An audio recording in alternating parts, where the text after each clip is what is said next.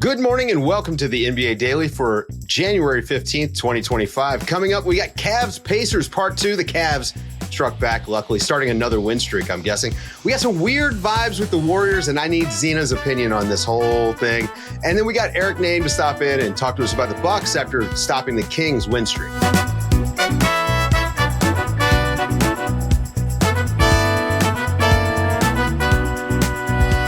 Good morning, everybody. Good morning, Zena.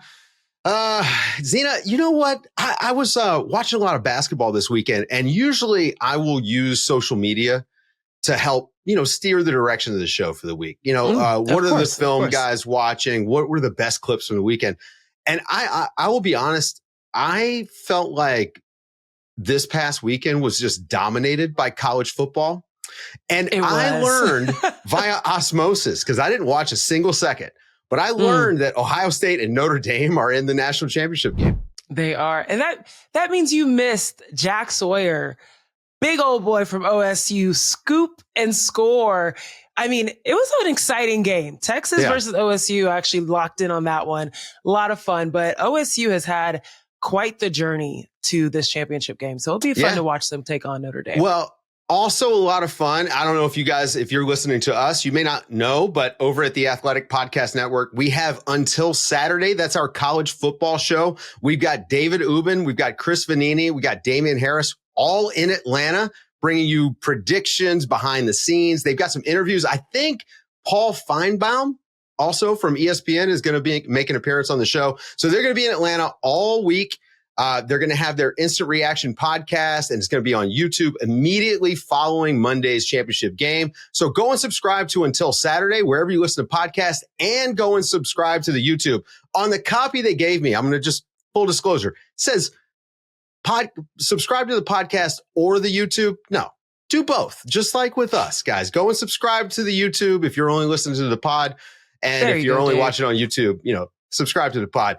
Let's get to some hoops because, hey, look, it's another night in the NBA, which means we had games that were important. Cavs and Pacers, they're back-to-back, basically home and home split. And the Cavs got back on this one. They look more like the Cavs that we're used to seeing. A little bit of a revenge game, right? Like Donovan Mitchell especially looked like he was coming out looking to score. It's interesting. Donovan Mitchell told Stephanie Reddy, sideline reporter with TNT, after the game that it was more about just playing their game and getting back to who they are as opposed to a revenge game. But let's be real. Donovan Mitchell came out 19 points in that first quarter, 27 for the half, a career high, not a season high, a career high, most points scored in a first half. It was clear he wanted to get his get back against the Pacers, and he did. They were in this game because of the work he was putting in. Yeah, him and Garland, they combined for 59 points, had 10 assists. And again, Mobley and Allen have another nice game. I mean, the Cavs, I think we've just been talking about them so much at this point. We didn't expect them necessarily to lose a game, but of course they were going to. But the bounce back, right? 2 in a row, there was no way. I would have been shocked if they had lost this one. A funny thing happened with Benedict Mathurin in this game. He actually was assessed 3 technical fouls. One was a non-unsportsmanlike for doing a pull-up on a dunk. And then, he got into it with the ref, and he got 2 quick techs rightfully. And I don't even know, Zena, he was arguing a call that just doesn't make any sense to me. And it makes me think that these guys, look, there's a certain status I think you have to have before you can go argue any call. And maybe Rick Carlisle should just sit him down and be like, look, man, you're not good enough or important enough to be able to argue that call. Oh, that's tough. It was such an obvious foul. But it was. That was the part that was so strange, is that it was so clearly he hit the opponent's hand. Like, it was so clear. But what was particular about that third technical foul is that as he was arguing it, he bumps into ref Natalie Sago. And you can't do that, folks. No. You cannot touch the refs in any manner. But he did say that after the game, he went up to referee Natalie, apologized. He said the next time they see each other, they will be friends. So that's just one side of the story. It was incidental contact, by the way. He was not like, there was no, it was definitely wasn't on purpose. Look, the Mavs and Nuggets met up, and we got a little bit of a surprise yesterday afternoon. We got the news that Kyrie Irving was coming back after missing 5 games with the back issue. He looked a little rusty. He looked like a guy who kind of has a sore back and didn't look great. And even worse for the Mavericks. Before we get to the Nuggets part of this, which was all upside, they lost Dereck Lively to an ankle roll that looked pretty nasty. Came down really hard on Jokic's foot and just fully turned that ankle. So we're hopefully going to get some good news about that later on today. Hopefully he's not going to be out for long because this is a team that's already been dealing with, no Luka, obviously Kyrie just coming back. But the Nuggets took full advantage of the Mavericks being shorthanded. And Jamal Murray came out and scored 32 points in the first half. And he's only had one 30-point game all season, put up 45 in the game. And I got to start at this point, like we all keep wondering, when is Jamal Murray going to show up? When is Jamal Murray going to be in shape? Hey, maybe Jamal Murray is back. Like, I mean, he looked like he was trying to make a statement in this game, and he did to me. Yeah, he was playing lights out, locked in, kind of like Zen basketball. When the game just comes to you, you're taking what the defense gives you. You're making the right reads based off what the defense gives you. This is the play that his offseason extension is based off of. And we've seen spurts of it throughout this year. But what was particularly impressive was that he was doing this with that right knee soreness that he's been dealing with. We saw him have to come out of a game against Brooklyn 2 games ago where he only scored 7 points, only played 16 minutes because of that right knee. So he said it's a game of tolerance. He just has to play through this pain. And tonight, holy crap, did he play right through it? He looked amazing. Yeah, he was gunning. And whenever he's hunting that little mid-range jumper from like the short corner, I think that, all right, this is Jamal Murray. Funny stat from this game. Number one, Nikola Jokic, of course, puts up another triple-double. Like, this is just what he does, okay?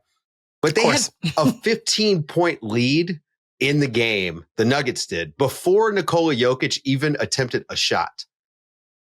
That is absurd. You want to talk about just controlling a game without looking at the basket. I mean, he really just, and this is when you know that Jokic is feeling comfortable because he's not a score first guy. I actually think that, what we've seen out of him where he's had to put up these 40-point games to try to get them, keep them in games. I mean, I think about the Raptors games where, hey, if Jokic doesn't put up 40 and 15 and 20 assists, they're not beating them.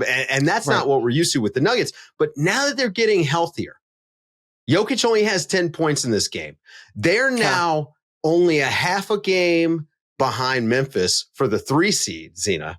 Which is crazy considering how they started this game. But the thing about it is too, you do have to look at the competition that they played against tonight, with the Mavericks. And, this is a game they just played against the Mavericks as well recently, but the Mavericks were all over the place, and losing Dereck Lively, I mean, basically within 4 minutes of the game, definitely had them a little bit discombobulated. And it took the Mavericks a little bit of time to get back into rhythm because they started making a run towards that third quarter. But by that point, the Denver Nuggets had control of this game.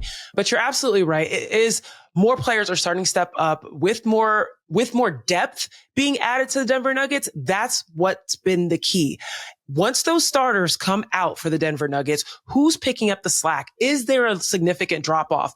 And that's been the difference lately from this portion of the season versus the beginning portion. That drop off had been significant, where the Denver Nuggets were 19 points better when Jokic was on the floor as opposed to off in those first 15 games versus more recently, you're seeing that depth of performance and just being able to produce not be as significant. And so 15 points even before Jokic puts up anything. Okay, Denver, you're moving on. You're moving forward. And I mean, 3 games. Well, how many games behind Memphis? They're a half game back of the 3 seed. Yeah, they're going to be, look. The West is crazy. And I think right now, look, I'm ready to say that the Nuggets they're a much more serious basketball team than they started the season. Are you saying they're back? They're definitely here. They're here. Maybe they never I don't know. Maybe we were all too harsh. Are we being harsh enough on the Suns? They drop a game to the Hawks, which, look, the Hawks actually play everyone pretty tough. But no Jalen Johnson, no DeAndre Hunter for Atlanta. And it didn't matter. Trae Young puts up 43 on. Now, let me ask you what's more impressive: 43 points or 31 shot attempts? Oof. I think the crazy. 31 shot attempts. I mean, 6 threes. Also got himself to the free throw line for 14 shots, made 11. But it's the ability to shoot outside, to get inside, create contact, and get yourself to the foul line. Like, Trae Young does it all. And the thing about it is that I think people sleep on Trae Young because remember in the 2023-2024 season, he had that hand injury that forced him to sit out for like 23 games. But he was doing this. Like, he's got 30 plus point games this year, 7 of those with 10 or more assists. It's crazy to think that he had 30 plus point games just in the month of December last season. Yeah. Like this is what Trae Young does. He's actually behind schedule in this year. And so without his, big wings like DeAndre Hunter and Jalen Johnson, he's still able to cook and still able to facilitate for his teammates. I mean, yeah, Trae Young, I think he definitely needs a little bit more attention in that MVP conversation for sure. I mean, Atlanta's going to have to win a lot more. I think that for sure. Trae may be a guy who could sneak into. Maybe he sneaks into third team just because third team All NBA, just because of how many guys are out. But I don't even know that. Trae Young, unfortunately, like there's a little bit of, I think like you said, there's a little bit of a stink on Trae Young where they need to win games, I think, for him to lose that. Give those young guys a little bit more time. And when I say MVP, not this year, obviously. Yeah. But give those young guys a little bit more time to catch up with Trae Young, give them some wins, and then Trae Young absolutely can be in the center of that conversation. Well, he's finally got some guys that can run with him. Kevin Durant had 31 in this game, but did not score for the final 7 minutes of the game. So that really was the game for Atlanta, and they locked him down.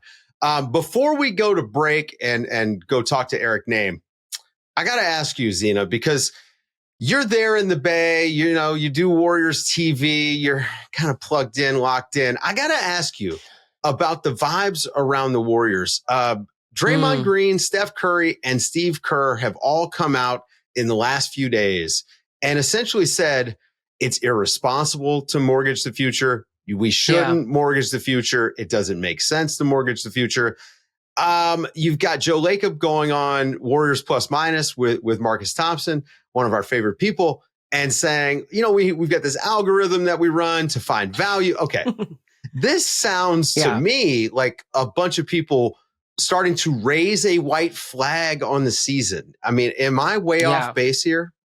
I think a bunch of people within the Warriors are probably starting to raise the white flag on the 2 timeline theory that didn't work ever since James Wiseman was drafted to the Warriors at the number 2 pick. It's clear that trying to get these young guys, the Jonathan Kuminga, Brandon Podziemski, Moses Moody, Trace Jackson Davis, trying to get them to play to the level of play you need around a Steph Curry in order to capitalize his stardom, his level of output, and also make a run for the title isn't working. Jonathan Kuminga's been out with a right ankle sprain, and it is clear that the Warriors have struggled to find another scorer alongside Steph Curry consistently. Andrew Wiggins is doing it, but not to the level that they need, not putting pressure enough on the rim.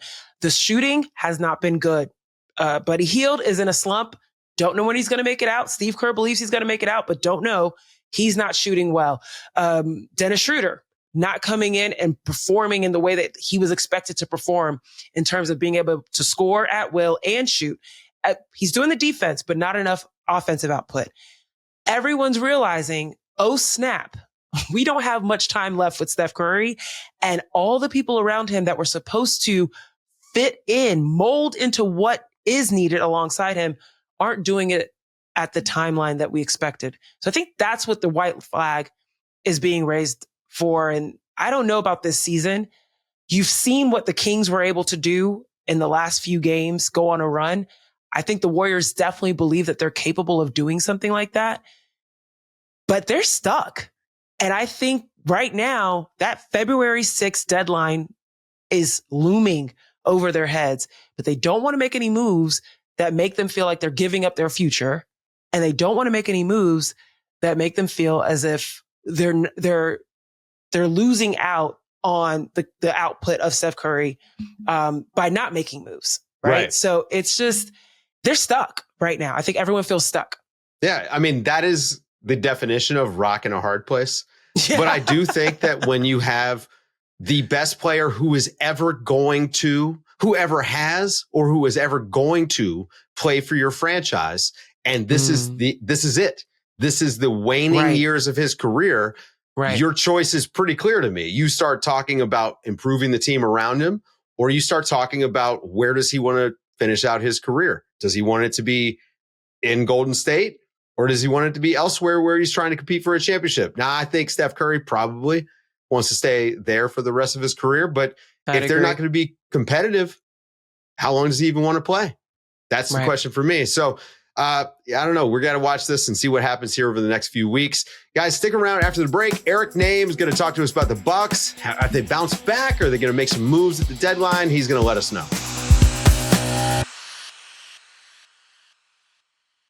The Sacramento Kings had been the hottest team in basketball until they ran into the Bucks and got stopped. The Bucks have been up and down. So we needed to get Eric Nehm in here to give us a little update on what's going on with these guys. Giannis recorded his 50th career triple-double in this win. It's the most points that they've scored all season after getting smacked by the Knicks. Who are the Bucks, Eric? That's a great question. They are old. They are not, they're not the youngest team anymore. And winning in the NBA is hard. Like, it just is. Like, some teams make it look very easy, and if you have lots of talent, it can be made even easier. But if you want to win every single night, you have to put in the work. You can't just roll the ball out. The league is far too talented. Teams are trying to win too much. They're too well coached, all of it. Like, the league's just too good. You can't just roll the ball out and win basketball games.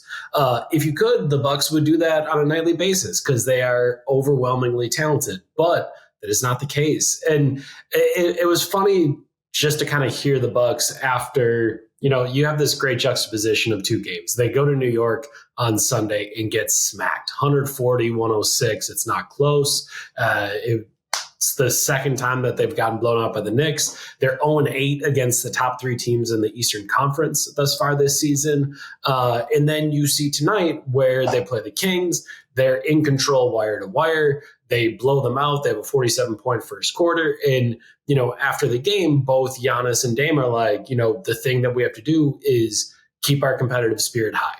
That's what we have to do. We have to consistently compete night in, night out. That is what is going to lead to us winning games on a nightly basis. And while that is lovely to say, it's true in January, just like it was true in December, just like it was true in November, and just like it was true in October. This ain't new. This isn't something they weren't aware of.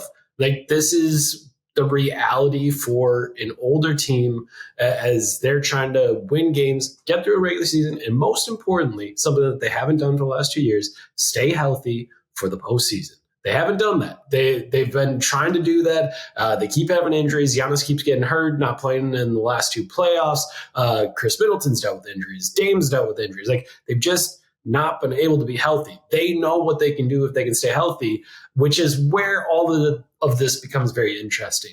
They know that to win games, you have to compete every night. They also know it's really hard. They also know you could get hurt if you do those things. And to me, it's just fascinating to see this team go through this, because for 5 years under Mike Budenholzer, they pushed really hard. They won all the time. It was an easy 50 wins every season, and they would blow teams out. Guys would sit out the fourth quarter. Giannis would play 30 minutes a night, and they'd just be destroying teams. And that was the whole thing. They would just be locked in, and this is how hard we're going to compete every night. Giannis just turned 30. It's a little bit harder now. It's not quite as easy to get up every night and compete in that same way. Which, to answer your question, where are they? What are they going to be?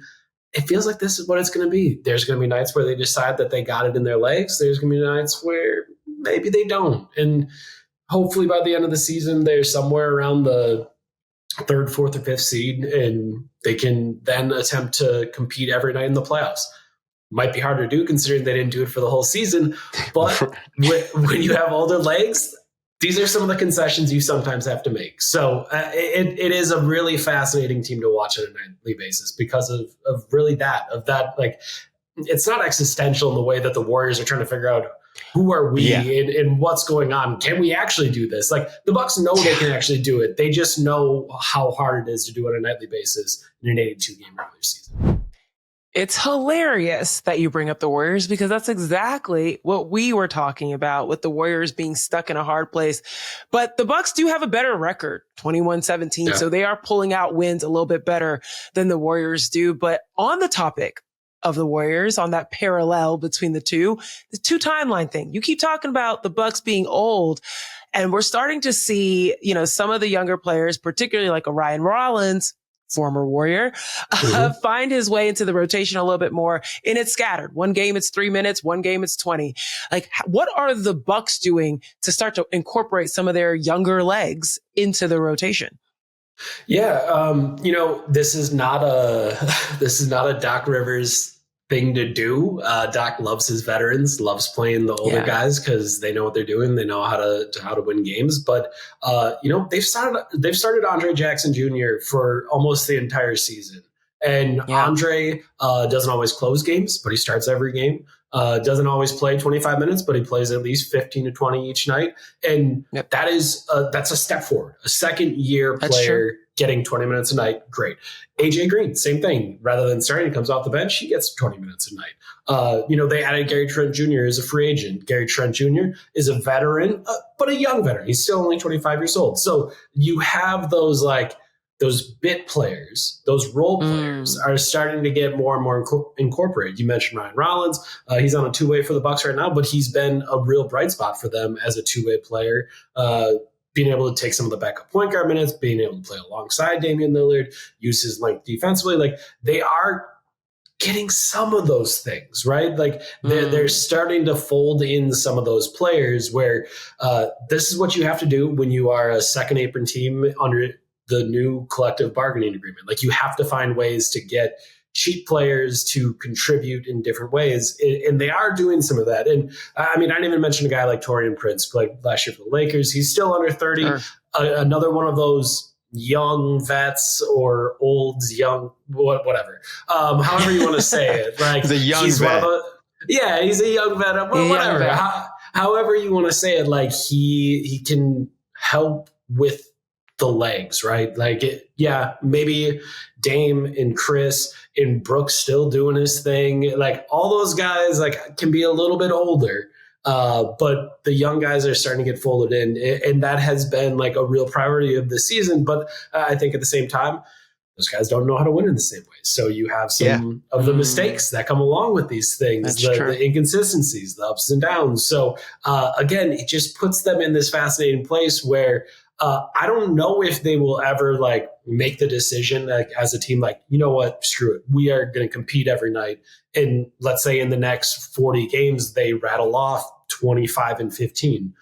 They could do that, or they could just be like, you know what, we're good. Let's just keep getting through this. Let's stay healthy. Let's get the 4 seed. And then let's make our run in the playoffs. It's a really, I think, a tougher decision than it may look like from the outside, because you do have to figure out how much you have in your stamina bar. Like, how low is it getting? Right. Do you need to have this much to get through the whole postseason? That could end up being 40 games, like an extra 40 games at the end of the year that you end up playing.